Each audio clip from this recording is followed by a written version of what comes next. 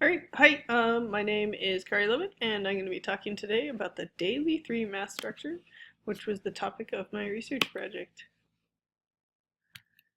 First off, for an introduction, traditional math usually includes direct instruction with a little bit of guided practice and independent work.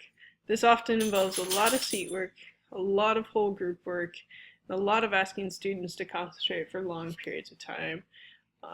Instead, the Daily 3 math structure includes many lessons that are less than 10 minutes long, plus 3 stations or rotations, one of which is work with a partner, another is work by myself, and the third is writing and math. They don't necessarily go in that order. It doesn't matter what order, just as long as all 3 are hit during the day. This involves a lot more movement, shorter time periods, and various methods of displaying and constructing knowledge. Context for my research project is a third grade classroom of 14 students, 4 of whom receive special education pull-out support in a rural Alaska village outside of Kotzebue, so northwest Alaska. 1 student started out the year at grade level, the rest are below. Some are far below, some are just a little bit below, but in general, below. The literature review came up with 2 themes. One was student engagement, and this was through increased use of technology. Because of the structure of the Daily 3, I can do more technology. Also, there was more student choice involved. There were more real-world problems can be implemented into this structure, and that social aspect of the partner work really increases student engagement, according to the literature. So, exciting stuff. Literature also had a theme of depth of knowledge, and that was shown through writing. When you have to write out your answer instead of just manipulating numbers, often your knowledge base really helps you process it, a little bit more deep understanding. There were more small group interventions that were being able to be provided by the teacher, so being able to go around and make those minor corrections for the students. Also, it was more of a blended approach, focusing on building deep understanding of the concepts as opposed to a curriculum which spirals around and touches on a concept, goes away and touches on it again later on throughout the year. And then an interesting one was increased depth of knowledge through the social pressure to continue to persevere when working on problems with a partner.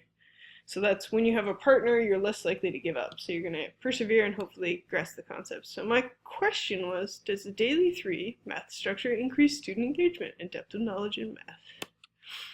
So to review, the literature has shown increased student engagement and depth of knowledge. Now the project tests it out. So my method was pre and post test, student weekly work, and a student survey. My pre-post test was given at the beginning and the end of the study, and it was assessed with a rubric. Here's kind of a screenshot of it.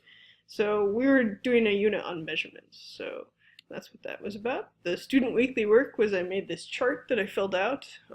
I graded it with a rubric, looking mainly at effort and understanding, and then I had a section for comments, which was good.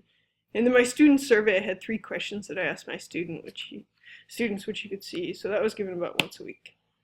Results of the student survey were everything from I like the computer games, I like to work with a partner, or I like doing the shorter worksheets. Results of student work, here's kind of a sample. Here's another sample. I also had a narrative that I'd go at the end. Again, those comments are real interesting to read through. Here's the same with the results of the pre and post test. I had some numbers, that way I can compare the pre versus the post test, but mainly I'm looking at the comments to look for trends. My analysis was students preferred various parts of the Daily 3. Some like the partner work, some like the independent work. Students were more engaged in the math activities, and they increased their depth of knowledge.